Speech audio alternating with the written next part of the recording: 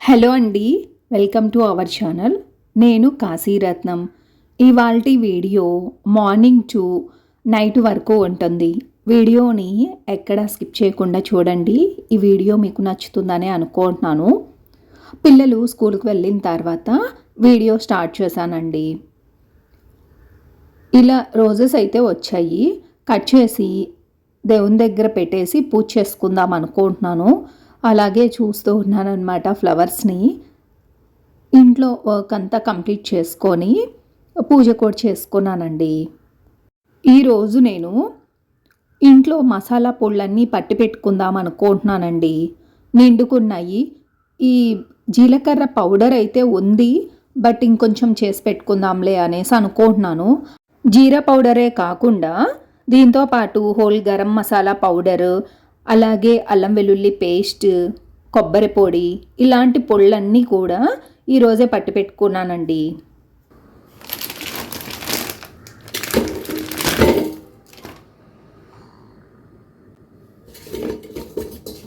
మట్టి చూడండి ఎంత ఉంది. అందుకే ఇదంతా వాటర్లో వేసి కొంచెం సేపు పక్కన పెట్టామంటే మట్టి అంతా కారిపోతుంది, ఈజీగా చేసుకోవచ్చు. అల్లం వెల్లుల్లి పేస్ట్ కండి. అలాగే నైటు సరుకులు తెచ్చుకున్నామన్నమాట. సో అవన్నీ సర్దేశాను మొత్తం ఎక్కడవక్కడ. ఈరోజు మసాలాలన్నీ పట్టి ఫ్రిడ్జ్లో అయితే పెట్టుకుందాం అనుకుంటున్నాను. కోకోనట్ పౌడర్ అయితే పట్టి పెట్టాను. తర్వాత ఇవి హోల్ గరం మసాలా కావాల్సినవి అన్నమాట. ఒక 10 డేస్కి సరిపడా పౌడర్ అయితే కొట్టి పెట్టుకుంటాను. ఆల్రెడీ జీరా పౌడర్ ఉంది, వేయించి పొడిగొట్టిన పౌడర్ ఉంది. అది కాకుండా దానికి కావాల్సింది కొంచెం పట్టి పెట్టుకుంటున్నాను అన్నమాట.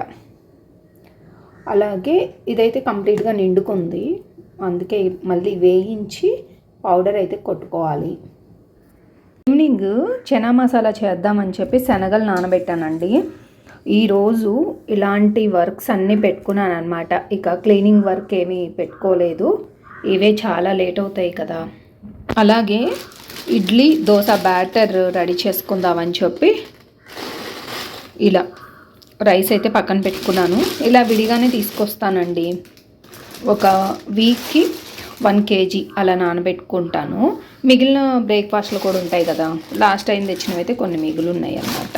అలా 4 kgs ఇలా విడివిడిగా ప్యాకెట్స్లోనే తెచ్చుకుంటాను. ఇదిగోండి జీరా పౌడర్, మంచి స్మెల్ వస్తుంది. అసలు స్మెల్ పోకుండానే డబ్బాలో వేసి పెట్టుకుంటాను. ఇదిగోండి ఇది వరకు పట్టి పెట్టిన పొడి అనమాట. ఇది ఉంది, సో దీనికి తోడుగా కొంచెం పట్టాను.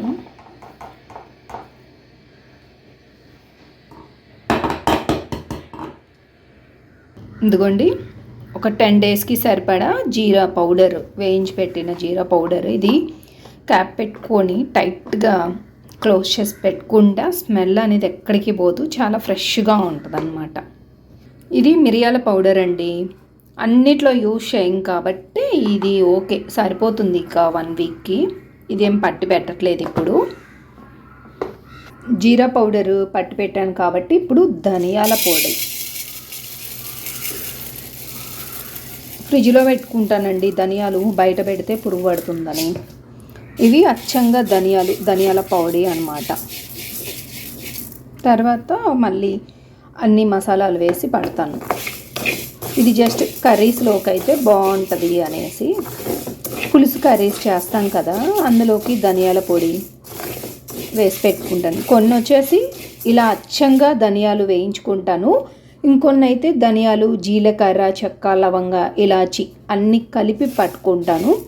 ఇంకొన్ని ధనియాలు అలాగే ఉంచేసుకుంటాను అనమాట. ఎందుకంటే పోపులోకి ధనియాలు వేసుకుంటే చాలా బాగుంటుంది టేస్ట్. అలాగే చింతకాయ పచ్చడి పట్టిన మిగతా పచ్చళ్ళకైనా కొన్ని ధనియాలు వేసుకుంటాను. ఇదిగోండి వేయించాను ఇప్పుడే, బాగా వేడిగా ఉందని చెప్పి ఒక ప్లేట్లో అయితే వేసి కొంచెం చల్లారిన తర్వాత పట్టి పెట్టుకుంటాను. ఇదైతే వస్తుందండి, ఒక 20 డేస్ పాటు వస్తుంది నాకు. అన్నీ ఒక్కసారే పొడిలు పట్టి పెట్టుకుంటాను. ఇప్పుడు మళ్ళీ ఈ హోల్ గరం మసాలా పట్టి పెట్టుకుంటాను. జీలకర్ర కొంచెమే వేసుకున్నాను, మరీ ఎక్కువ వేసుకుంటే డామినేట్ చేస్తుంది స్మెల్ అని.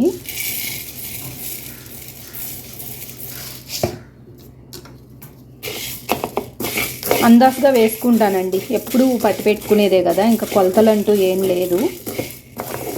మిరియాలు వేసుకున్నాను, చెక్క, లవంగ, ఇలైచి. ఈ స్మెల్ అయితే ఎంత బాగుంటుందో అసలు. అపార్ట్మెంట్స్లో ఉండే వాళ్ళైతే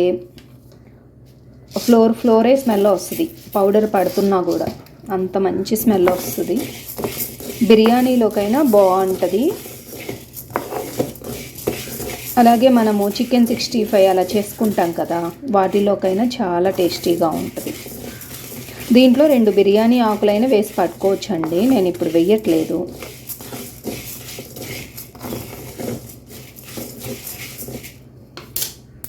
ఇలా విడివిడిగా ఎందుకు పడుతున్నానంటే, కొన్ని కర్రీస్లోకి ఓన్లీ ధనియాల పౌడర్ వేసుకుంటే సరిపోతుంది. ఇంకా నాన్ వెజ్ కర్రీస్లోకి అయితే ఇలా చెక్క, లవంగ, ఇలాచి అన్నీ కలిపి హోల్ గరం మసాలా పట్టి పెట్టుకుంటానమాట. మీరు వీడియోస్లో అడుగుతూ ఉంటారు కదా, చూయించండి పొడి అని చెప్పి, అందుకని నేను పట్టుకునే పౌడర్లు మీతో షేర్ చేసుకుంటున్నాను, మసాలాలు అవి. నాన్ వెజ్లోకి అయితే ఈ పొడి బాగుంటుంది. నార్మల్గా ఆలూ కర్రీ కానీ బీరకాయ కర్రీ అలాంటి వాటిల్లో ధనియాలు పొడి వేసుకుంటే సరిపోతుంది. ఇది వేసుకుంటే మరి ఘాట్ ఎక్కువ అవుతుంది కదా. ఇదిగోండి, పట్టి బాటిల్స్కి అయితే వేసి పెట్టినాను. ఇదైతే ధనియాల పొడి అండ్ ఇది వచ్చేసి హోల్ గరం మసాలా. ఇక ఫ్రిడ్జ్లో పెట్టేసుకుంటే నాకు ఒక 10 to 15 days వరకు క్విక్గా వంటలు చేసుకోవడానికి ఇలా ప్లాన్ చేసుకుంటాను. ఇప్పుడు పల్లీలు కూడా వేయించేసి బాటిల్కి అయితే వేసి పెట్టుకుంటానండి, తొక్కంతా తీస్తాను. పల్లీలు ఒక 1/2 kg పైన ఉంటాయండి. నెక్స్ట్ పల్లీలు కూడా వేయించుకుంటున్నానండి.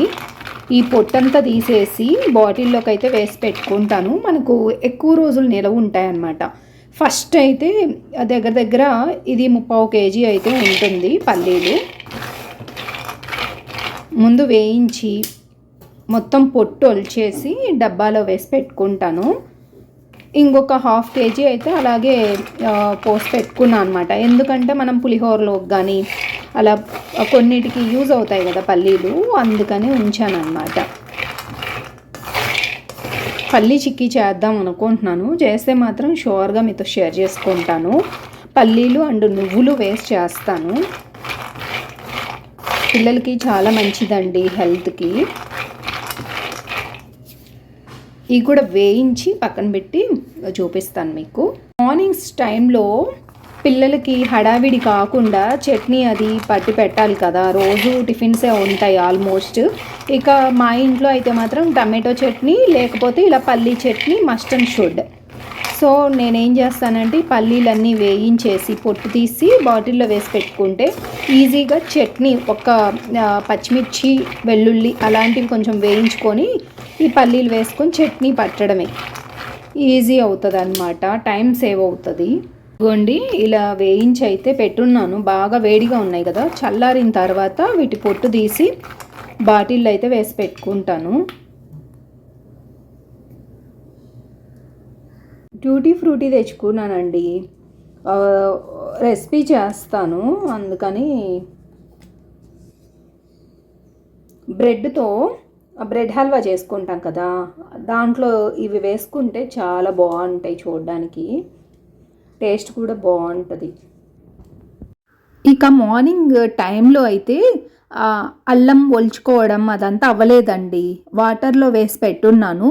చక్కగా మట్టంతా పోయిన తర్వాత తుడిచేసి అప్పుడు వెల్లుల్లిపాయలు ఒలుచుకొని అల్లం వెల్లుల్లి పేస్ట్ అయితే పట్టి పెట్టుకున్నాను అనమాట. ఇదైతే ఈవినింగ్ టైంలో పట్టి పెట్టుకున్నాను.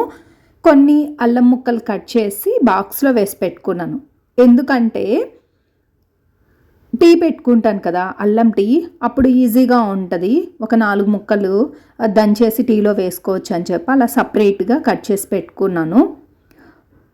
ఇక ఇక్కడ దోసపిండికని నానబెట్టుకున్నాను కదా, ఇడ్లీ దోశ బ్యాటర్ అయితే వేసుకుంటున్నాను.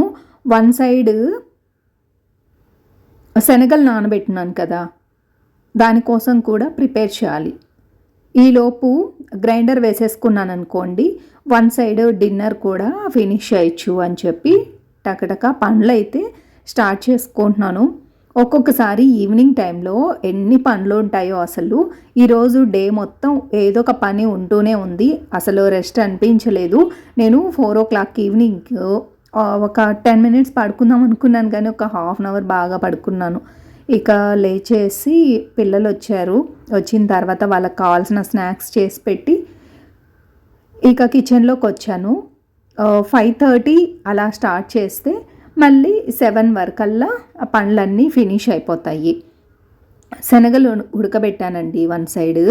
ఉడికిన తర్వాత ఒక 3 విజిల్స్ వచ్చే వరకు ఉంచాను. బాగా నానున్నాయి కదా, సరిపోతుంది. ఇక ఇటు సైడ్ అయితే ఇక కర్రీకి పెట్టేశాను.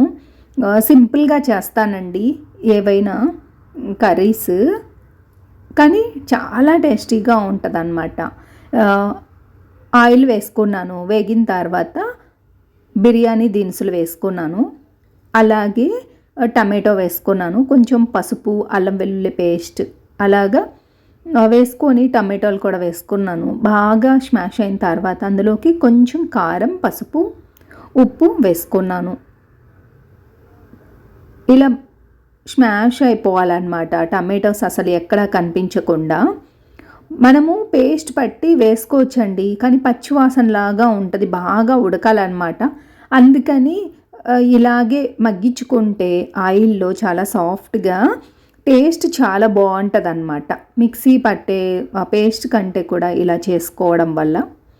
చూసారు కదా, టమాటోస్ బాగా ఉడికిపోయాయి కాబట్టి ఇందులోకి శనగలు కూడా వేసేసుకుంటున్నాను.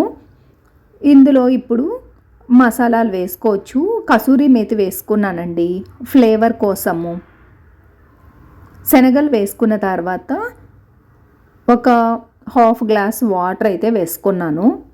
కొన్ని శనగల్ని ఇట్లా చిదిమేయాలన్నమాట, పేస్ట్ కింద బాగుంటుంది.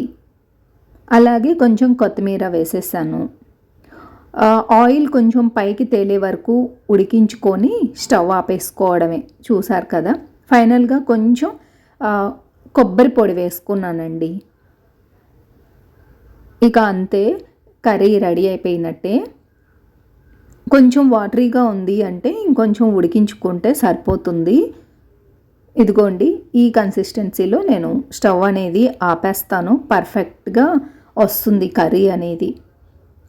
ఒకసారి మూత తీసి పాల మీద మీగడ ఉంటుంది కదా, మీగడ వేసి కొంచెం అలా స్ప్రెడ్ చేసి లిడ్ క్లోజ్ చేసేసి పక్కన పెట్టేస్తాను. ఇక కర్రీ రెడీ అయిపోయింది. ఇప్పుడు చపాతీలు చేసుకుంటున్నానండి.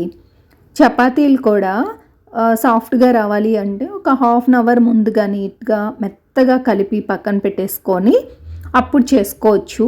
ఇంకోటి ఏంటంటే పొరలుగా రావాలి అంటే ఇది వరకు వీడియోలో మీకు చూయించే ఉన్నాను. చపాతీలు చేయకముందే దోశ బ్యాటర్ కూడా రెడీ అయిందండి. గ్రైండర్లో నుంచి పిండి తీసి బయటే పెట్టేస్తాను, చలికాలం కదా. అలా పక్కన పెట్టేసుకొని ఇక డిన్నర్ త్వరగా చేసేస్తాం కాబట్టి డిన్నర్ అయితే తింటూ ఉన్నాము. చపాతీలు రెడీ చేసుకున్నాను, అలాగే కర్రీ కూడా రెడీ అయిపోయింది అన్నమాట. ఇదన్నమాట అండి వీడియో అయితే. ఈ వీడియో మీకు నచ్చిందని అనుకుంటున్నాను. నచ్చితే మాత్రం ప్లీజ్ ఒక లైక్ ఇవ్వడం మర్చిపోవద్దు. అలాగే మన ఛానల్ని కొత్తగా వ్యూ చేస్తుంటే సబ్స్క్రైబ్ చేసుకోండి. మీ ఫ్రెండ్స్ అండ్ ఫ్యామిలీ మెంబర్స్కి వీడియోని షేర్ చేయండి. ఓకేనండి, టేక్ కేర్, బాయ్.